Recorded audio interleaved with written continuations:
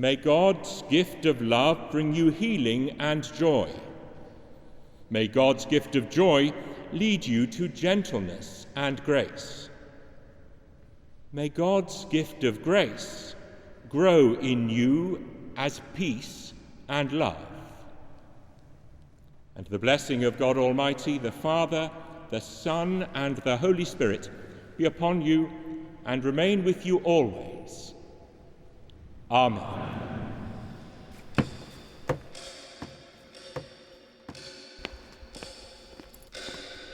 This episode 3 of Encounters with King's College Chapel. I'm Stephen Cherry, and I'm really looking forward to sharing this episode with you because it comes out of what we do in the chapel just before Christmas.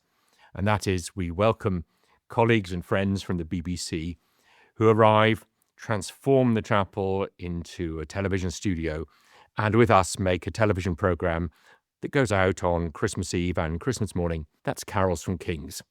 Maybe you've watched it. If you haven't, you might like to watch it after you've listened to this episode, because I'm going to introduce you to some of the characters who make it happen. Not members of the choir or our college, but members of the BBC team. We're going to meet the man who's responsible for all the kit that's brought into the chapel and making sure everything happens on time and in the right order. We're going to meet the sound supervisor. We're going to meet an award-winning camera operative. And towards the end of the episode, we're going to meet with the vision mixer, who is responsible for the way in which one scene leads into another. And we'll learn something about her art. I really hope you enjoyed this episode. So I'm standing in the front court of King's College, Cambridge, just looking across at the chapel. It's a pretty dull December day, but it's also an exciting day because this afternoon we are recording Carols from Kings. And I'm stood out here with Peter Taylor, who is the head of operations, responsible, as my understanding, Peter, for the whole setup and preparation for the recording of the service. And the reason that we're standing here is because we're standing next to what looks to me like a floodlight. And I want to ask you, first of all, why are you floodlighting the chapel for Carols from Kings? Well, I suppose we have two raw materials. We have light and we have sound. So we're starting with the light bit. We're going to film as the sun goes down, and it'll gradually get more and more gloomy outside, probably in this December day. And inside, we need to be able to see through the windows. We need to see the light coming through the windows, so that amazing stained glass that you have here will also read on camera. Do you do the same on the other side? We do. On all four sides of the chapel, if you do a walk around, you'll find that there are lamps on all four sides, because we see all the windows. We look in every direction, and if you don't light stained glass, at night time, it's just a black hole. Yeah, of course. And that's not great television. No. And, well, it's also something it's so beautiful, isn't it? It's yet another aspect of a building that shrieks of absolute beauty at the whole time. So another way of showing that. Yeah, meanwhile, we're just going into the chapel now, which you and your colleagues have turned into a television studio. We're in the antechapel.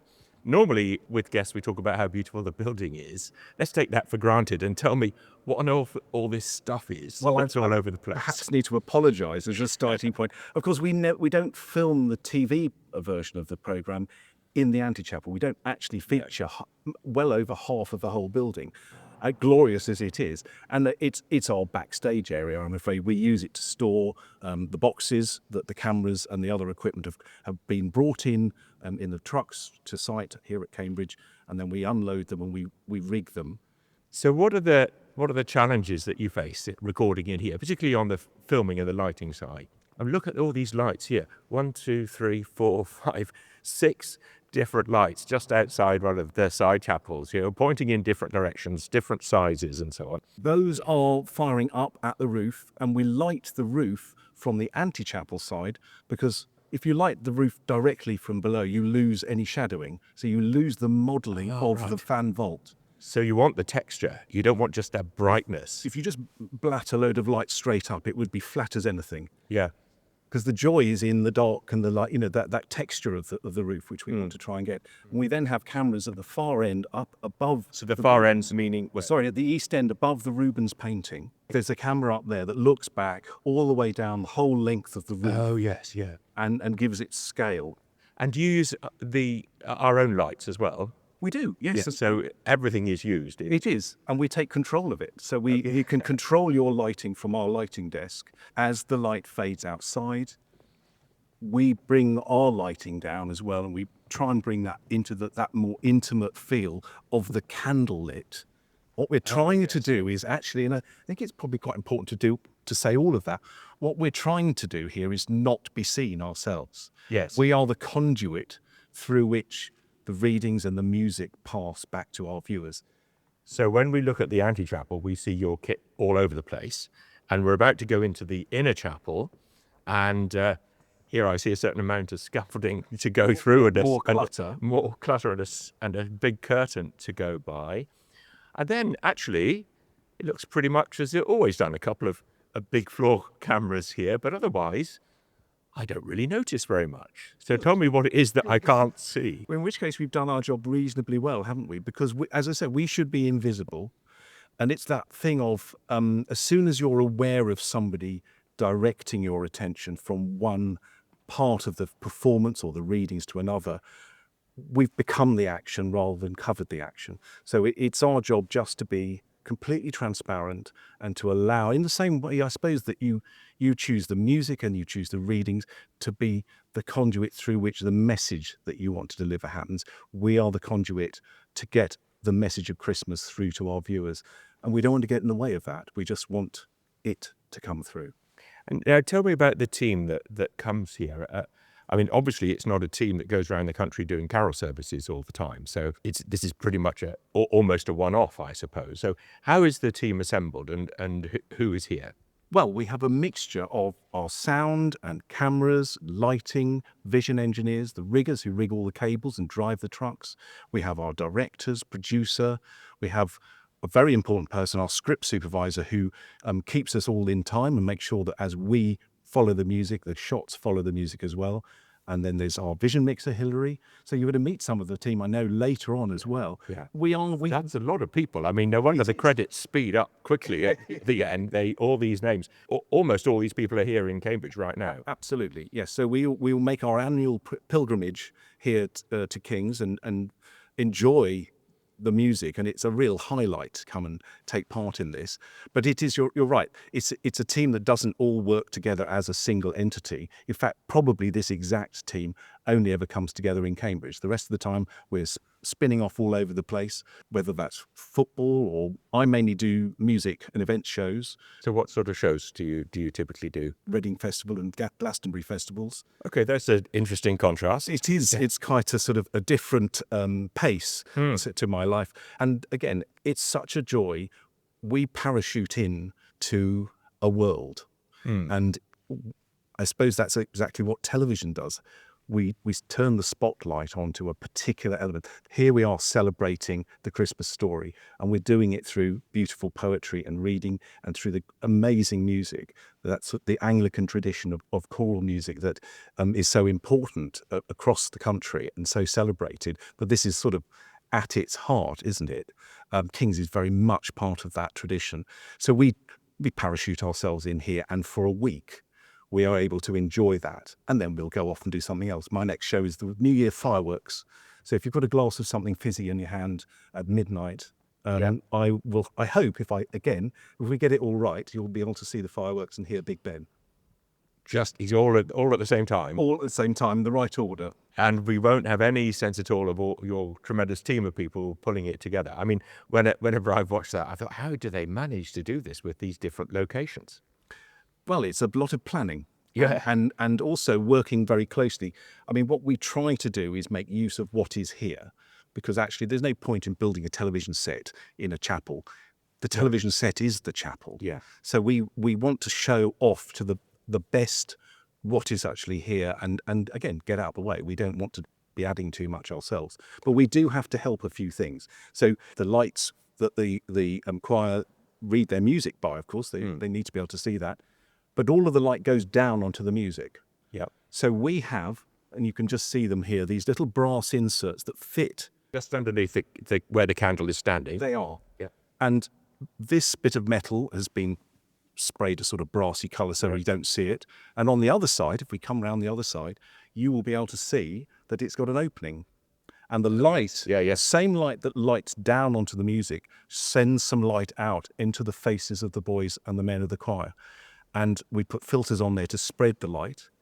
And this bit of metal that is the upstand that is lifting it up, that's been in use on this show for, I think, at least 30 years. Yes. Because one of my predecessors came along and they were trying to work out how to do this, how to get more light out. And on the way home, they drove back to our base, which was at the time in Acton. And for about the 9 millionth time, a lorry had driven into the barrier and it was lying on the floor. Mm-hmm.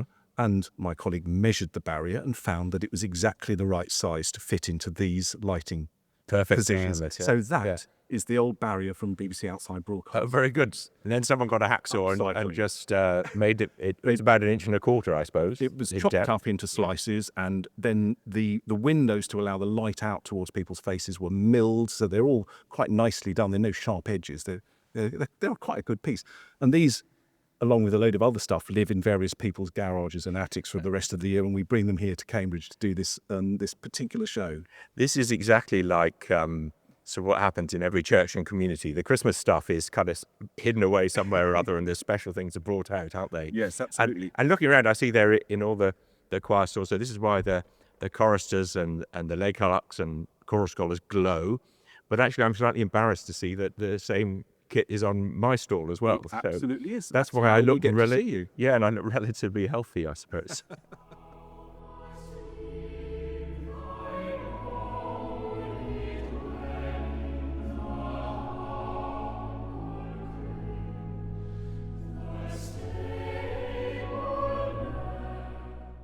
The sound is another aspect, of course, the music and the words.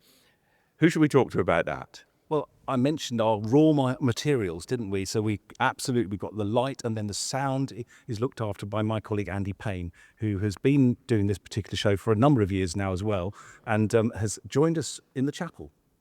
Good morning. Morning, Andy. Good to see you. Such a familiar face here. When did you first come to King's to do carols and Kings?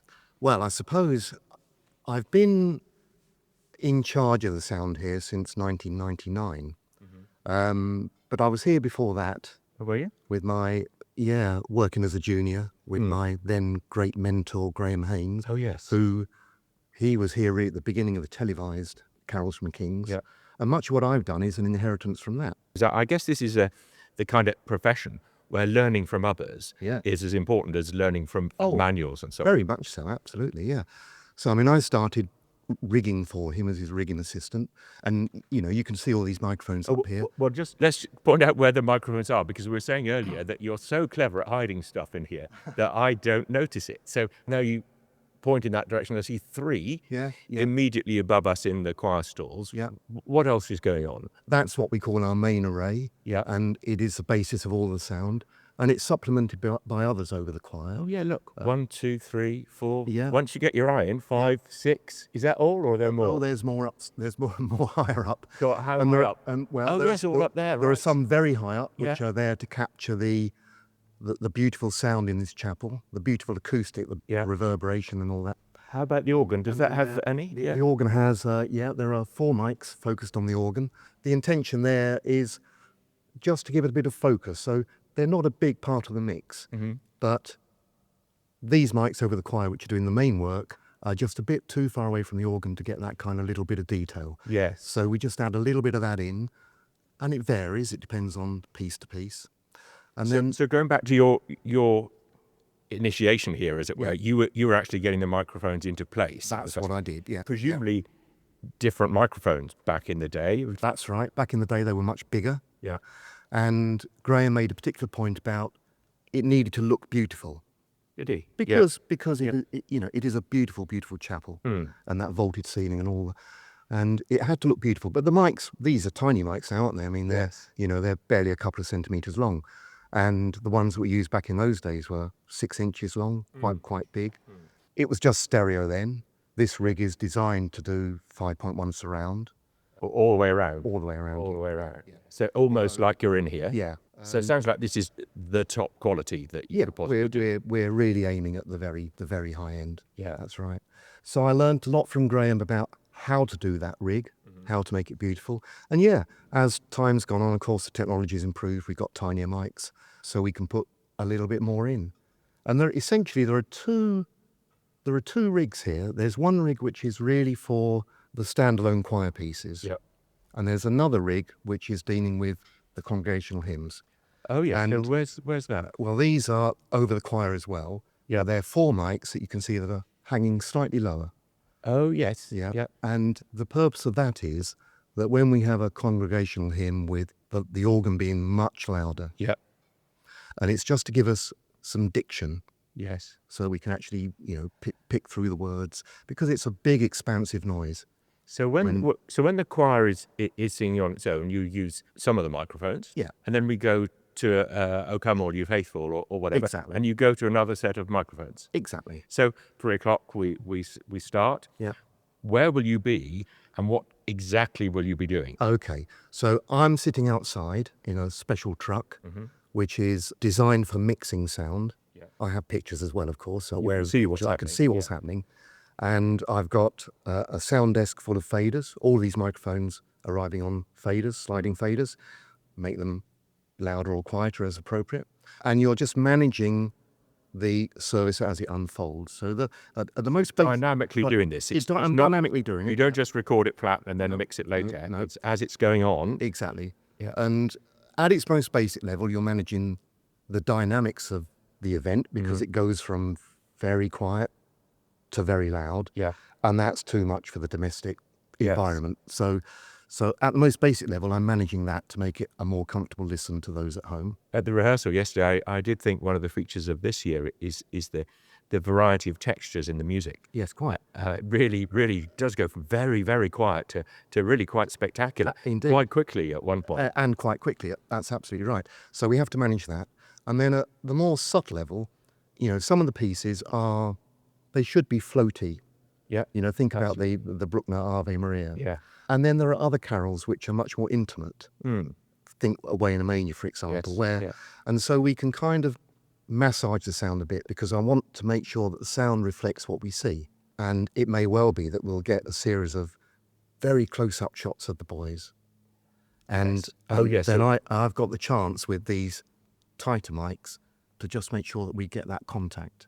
Oh, so if the cameras are focusing in on the boys, you will have a bit more boy sound. Yeah, and maybe This is maybe very wouldn't do- high art. Yeah, What well, you're doing there. I mean, it's you're not just kind of broadcasting us. You're also making us, as it were. You're part of the creativity of the program. I suppose so. Yeah, yeah. I mean, I'm emphasising that because a naive approach such as mine would have thought, well, it's King's and the BBC kind of put up some microphones and do it. But no, actually, what I wanted to say to Peter earlier is my understanding of what we do on with Carols on King's is a very thoroughgoing collaboration.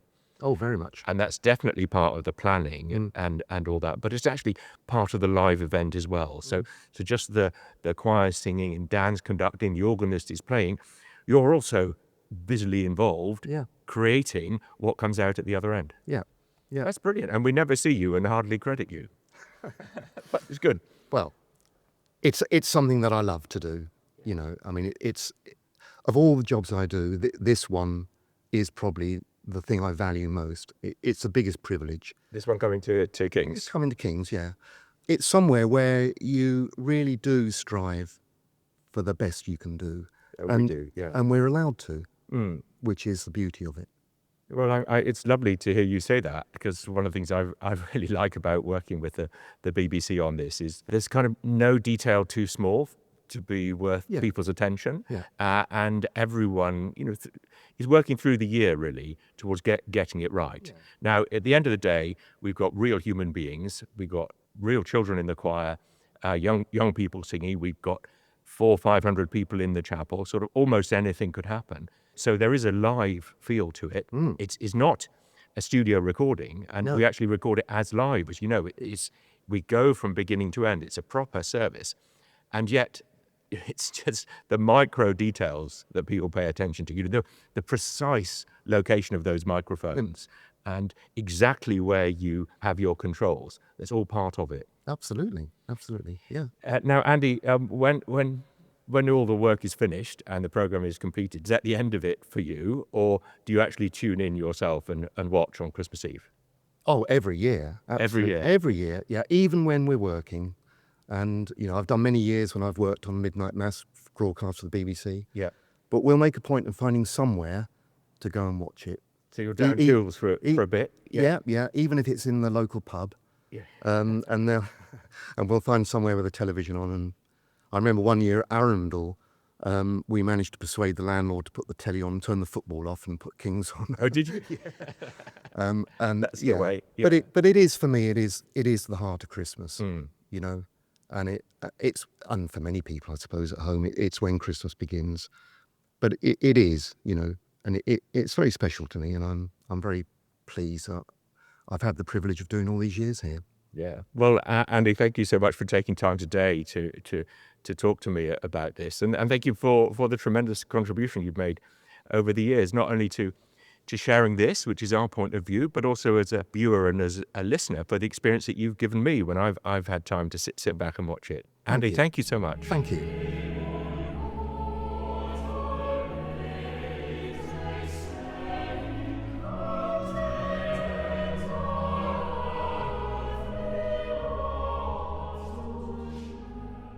So yesterday afternoon we had the full rehearsal of Carols from Kings, and at the end of it, all the television people came into the chapel and gathered round, and I was told a special ceremony was going to take place, and I wasn't quite sure what it was, but we all sat there, and there was a presentation of an award, a Lifetime Achievement Award for Bruce Miller, who has been working on the cameras here for some considerable time. So I just wanted to squeeze in a quick chat with Bruce. First of all, Bruce, congratulations. Good morning. Thank you very much. And who was it who made the award? It was the committee and the members of this Guild of Television Cameramen, which is all the television cameramen in the UK and around the world, in fact. And they decided on me, and that was it. Bit of a surprise. And I saw what you were given, and lots and lots of names around the bottom of it. Yeah, the award goes back to 1974, and there's some distinguished names on that, and some distinguished programs, David Attenborough and names like that. And that is just down to individuals. And how often is it awarded? It's awarded every year. So it's yours for the year, is it? I get to keep that particular heavy one, but get given a glass one for life. Oh, I see. Oh, that's lovely. Because when I saw it yesterday, I thought, oh, wait, surely you'd have to give it back. But you do have a proper memento of it. I do have a proper memento, yeah, but it's quite heavy to carry down from the car park. Now, you're such a familiar face to me because I think you've been on Carols and Kings as long as I've been here, and you're always on this camera, which is on the north side of the chapel, just in front of what we call the Vice Provost stall here near the screen. And I mean, there you are. You're filming every year. Yes, so we've got 8 cameras here, and we tend, I'm the camera supervisor, so I tend to try and get the same crew every year because familiarity, they know what they can see, what shots they can get. And I've stayed with that camera all the time on the floor. And you beetle up and down sometimes? Yes. We try and be as discreet as possible, not interfere with the actual service. And there's quite a choreography goes on between the two of us on the floor. The two cameras are trying to keep out of each other's way. There's you and Liz just myself there. And Liz on the floor. Yeah. And also keep out of the other cameras because some of them are quite wide in their shots. We've got 2 on the floor on the north and the south side. There's the only 2 with wheels. These are the only... which are driven, as it were. Yeah, there's 2 with wheels. There's one right at the back of the north side, and it's on a small bit of track, which... Oh, yes, in the stalls there. We did a small adaptation to that maybe about 5 years ago. We put a track, just give a bit of movement so they can see the candles going through the frame. So it's funny, I hadn't really noticed that, but I'd half noticed it because, it's a kind of now you see me, now you don't arrangement because I sit opposite it. Yes. And surely that wasn't there just now, but that's true, is it? It's been about 5 years. And it's got a similar one on the south side, which doesn't move, and that can see the north side of the choir. Oh, that's tucked into the corner there, yeah. But they're all covered in black cloth so that from the bigger, wider camera angles, we don't see them. It's very clever the way it's all hidden. All hidden. But it's been going on for so many years that things have evolved and fine-tuned. But cameras are being more and more sensitive now. You can see the detail in the woodwork in the building much more, which also means you can see the cameras. So it's harder to hide hide them. Yeah. You've just come out of a meeting? Yes. That was with everyone on the vision side or most of the people? That was with Marcus Viner, who's our director on this. And he goes through what we recorded yesterday afternoon on what we call a sort of dress run to make sure everything works. And there's a bit of fine-tuning. There weren't very many changes that we do, but this is quite normal in these type of programs, that just to make it better, if something doesn't work, move shots to different cameras, fine-tune. Yeah, and I noticed during that, as we ran through yesterday, the lights were doing all sorts of different things during it. That must make life a bit tricky for you with the cameras, as if the light, because they're working out, I suppose, what is the optimal lighting at different points of the service, and that can't be determined unless the service is going on. I assume that's what's happening. That's correct. Yeah, the lighting director will basically put the lights in position, and then as he sees the shots going through, there'll maybe dark bits, light bits. So he'll adjust them as we're going through them with the cameras. But doesn't put you off? It doesn't put us off, no. It's all part and parcel. And we're listening with headphones to Marcus and the production assistant in the truck, who are giving us all our shot numbers, because each camera has a shot list. So you've got cans on and you're getting directed from trucks? That's correct, yes. Yeah. So you must be a fairly strong, resilient, calm character, Bruce. Is that you? You do have to sort of think on your feet sometime. And Yeah. with this, you get a basic description, like along the line of boys, and we've got to make it look nice. Yes. So along the line of boys, a few times, each one's going to be different. Yeah. Well, look here, the choir are coming in to do their final rehearsal, so we better give them the chapel. Bruce, thank you very much, and congratulations again. Thank you very much. Lovely talking to you. Thanks.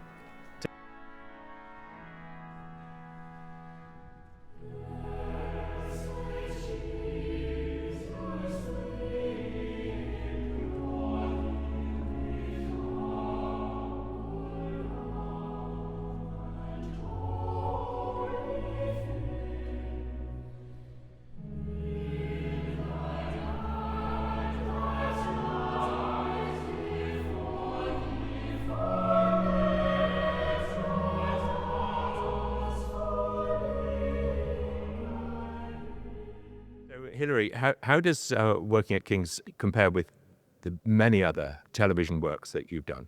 Well, you're looking for beauty. I'm watching for the breaths of the singers. I very much watch for Daniel's beat, his upbeat, and his pausing as well. At the end of a phrase, he plays about with it. He's very, very clever and extends the note so that the boys really have to hold that note and then breathe, and then that's when I cut. So I'm always watching Daniel, and I have him on a snoop. On a snoop? I am in a truck which has a bank of monitors, and I'm sitting in front of what looks like a computer keyboard mixed with a church organ, and I'm pressing lots of buttons. I want to go and see this in a minute. Can we go in the truck in a second? Of course, please. Shall we go in there and talk some more? Yes. Okay. Thanks. I, in October, went on a holiday with a dear friend to Ravenna. And, of course, all the mosaics there.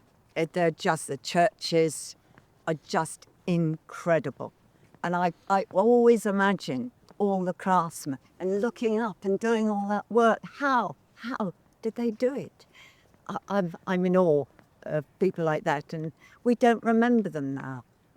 No, we don't. We don't credit people enough. I mean, with this building behind us here is called the Gibbs Building after the architect, but the chapel is just called the chapel. Yes, you know, yes, there's no yes. crediting of the people who did this amazing work. Reginald of Ely and John Westall, as you say. Yes. Now, as we walk towards the front gate of the college, and we'll then find your truck, I did look you up, Hilary, and discover that you're really a very distinguished member of the Vision Mixers world. And what I found most fascinating was not that you won a BAFTA, and actually I discovered recently another award as well. Was it the Royal Television Society Lifetime Achievement? It was an outstanding contribution Yes. for my many years of vision mixing. I was totally overwhelmed. Yes, I still am a bit, actually. I can see. Yes. I don't want to push that too No. far, but just to give us a sense of the variety of television programs that you've worked on. Well, I mean, I've been very fortunate. I've done things from sitcom absolutely fabulous as time goes by with Judi Dench Yes. and Geoffrey Palmer, and we'd sit in email meetings and discuss the script changes. And having to sit in a room with those two people, it was fabulous. And Judy is so lovely. What else have I done? And sport? The Olympics, the Commonwealth Games. I've been to lots of places for those events. Although you go to countries that you don't really see much of the town you're in unless you stay on afterwards, because you're in a scanner which is exactly the same wherever you are, or a production gallery. Yeah, so you go there and work. Yes. Rather yes. like when the choir goes on tour. Yes, They get to yes. see the airport, the railway station, the hotel, and the concert hall. That's it. Yes. Then it's on to the next one. Now we're standing just on the King's Parade entrance to King's College, and there's just stuff all over the place. So I see this truck to the left says the Sound Alliance on it, so I'm assuming that's Andy's truck, and that's where he does his magical mixing. Andy, yeah. And then to the right, these look like kit trucks to me. So that means that your truck must be this big white one, which is around the back there. Is Yes. that right? So what would you call this truck? With a scanner. A scanner? Yeah, I call it a Oh, my scanner. goodness, you're right about the number of screens. Yes. Of source. I can't even count them in one go. Yes. So, We're going to the front. So three So this- different levels. yes, so you've got the engineering managers there. Back row of three. Yes, production here. That's 4. And then Rasheen probably there. Then Claire. So Rasheen is the executive producer. Exactly. Claire Mathias, the script supervisor. Mark Viner, the director. And I sit here. This is you with. Oh yeah, this is what you described. Yes. Oh, So my this goodness. is. So I have lots of rows of buttons. You do. And today we have 8 cameras, as you heard from Peter. And I either cut between these different buttons, which are about 1.5 centimetres square, or I can, by pulling a fader down, I can mix to another shot.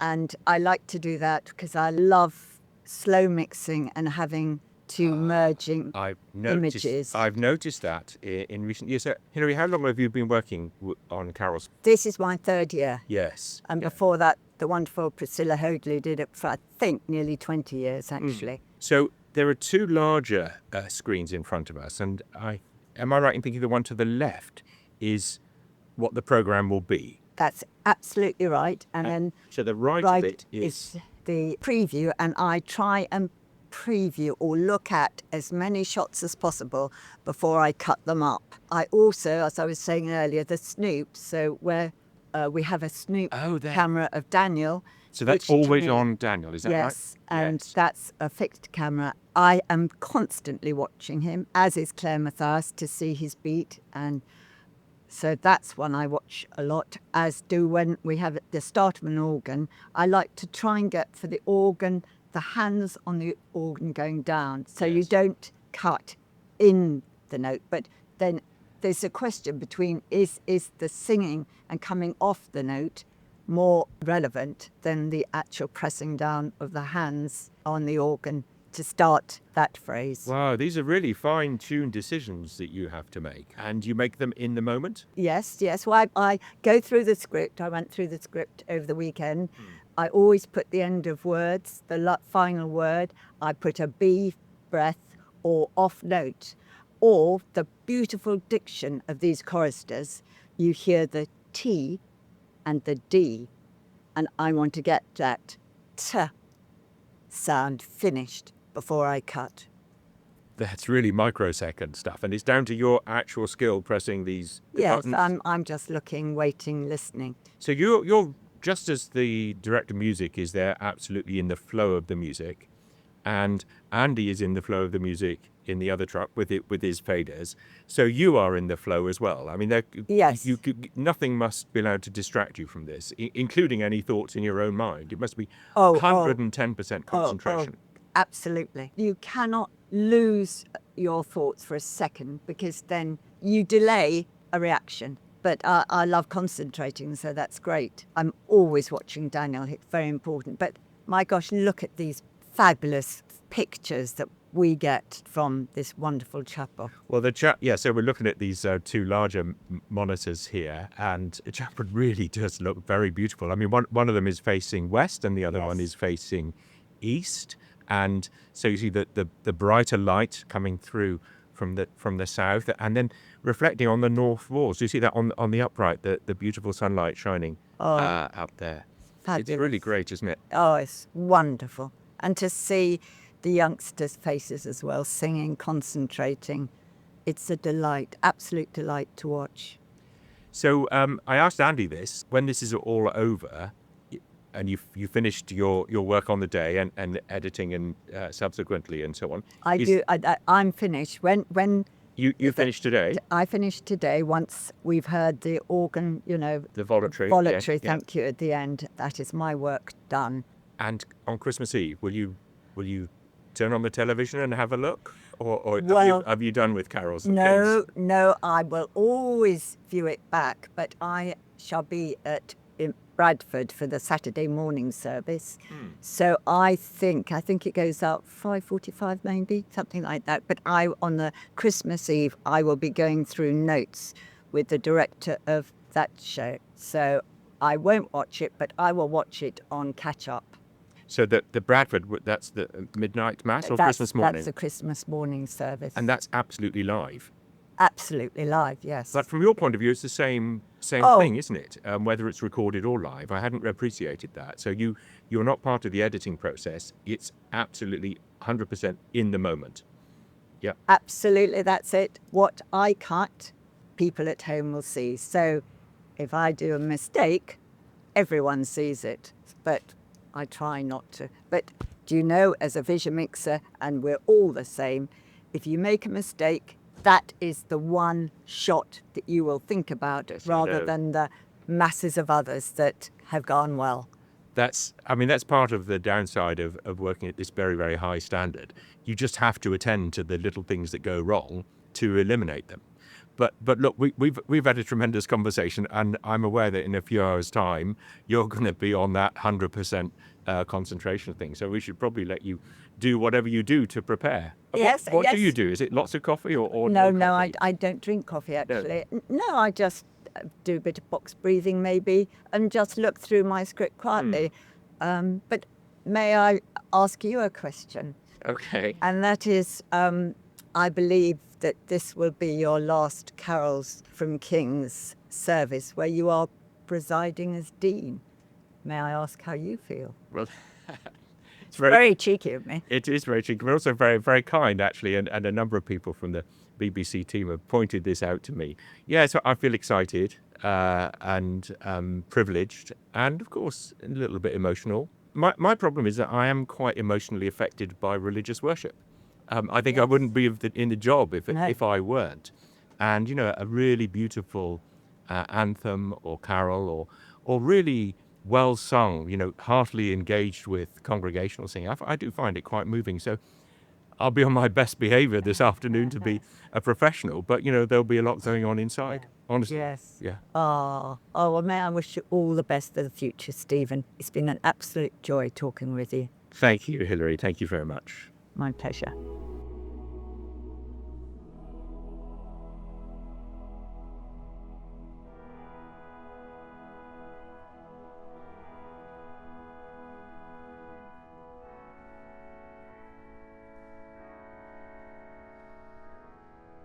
I must say, I really enjoyed doing those interviews. I didn't really know what to expect, talking to people who were always behind the scenes. They're the names you see in the credits as they zoom past, far too fast for anyone to read. But it was just fascinating talking to them, and every conversation things seemed to go deeper and deeper and to reveal more and more that the people, these highly skilled, technical people, are really bringing their minds and their hearts, their emotions, their feelings to carols from Kings. And I hadn't really thought of that before. I mean, I just think about the choir and the readers and the bits that I have to do and looking after the congregation. And to be honest, try to ignore the cameras and the microphones and everything that goes on behind them. This really brought it to life for me in a way that I really hope was communicated by the recording that we've shared with you there. I suppose I should say a little tiny bit more about the question that Hilary asked me at the end, utterly to my surprise. What I'd like to say about it is that I think there's been a real sense of bonding together as a shared community across the college team and the BBC team over the years that we've been doing Carols from Kings. It came to a real focus in the year when we couldn't do it in the ordinary way, we couldn't have a congregation in. That was the COVID year.